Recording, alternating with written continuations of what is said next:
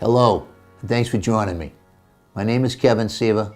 I'm a trusted lawyer since 1991, recognized expert, successfully specializing in fighting the Department of Children and Families, more commonly referred to as DCF.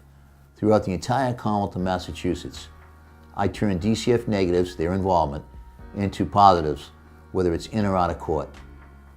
As you can tell by my hat, I love baseball, especially the home team of Boston.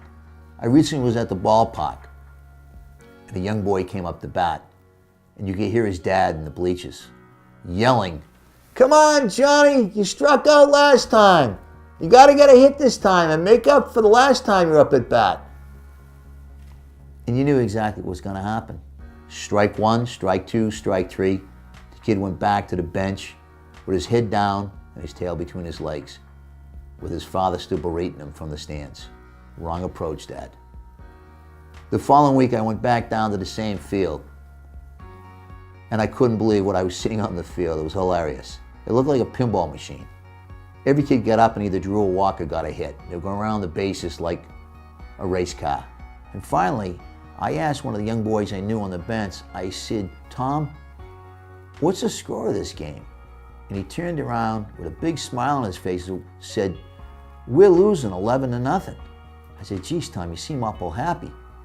He looked right at me, he says, "We haven't gotten up yet." You can't make it up. You just can't make it up. Years ago, a young boy was playing in a little league, and he got injured when he dived for a ball. He was taken to the local hospital.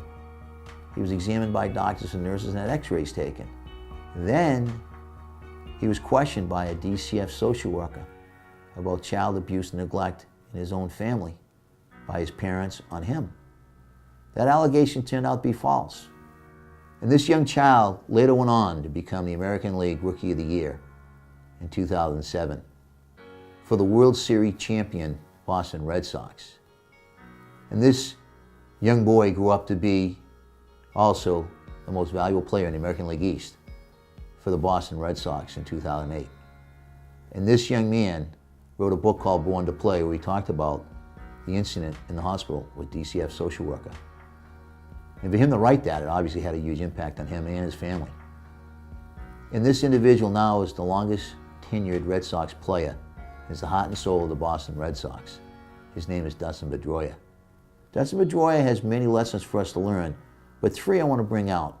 The first is that Dustin Pedroia never ever let his size determine his fate, but rather he kept battling everything and everyone.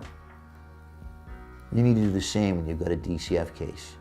The second thing is that Dustin Pedroia never listened to anyone. Tell him about this, tell him about that, you're too big, you're too small, you're too quick, you're too slow, you're too this, you're too that. He never listened. He never listened to the naysayers. He kept going forward towards his goal. And you need to do the same with your DCF case.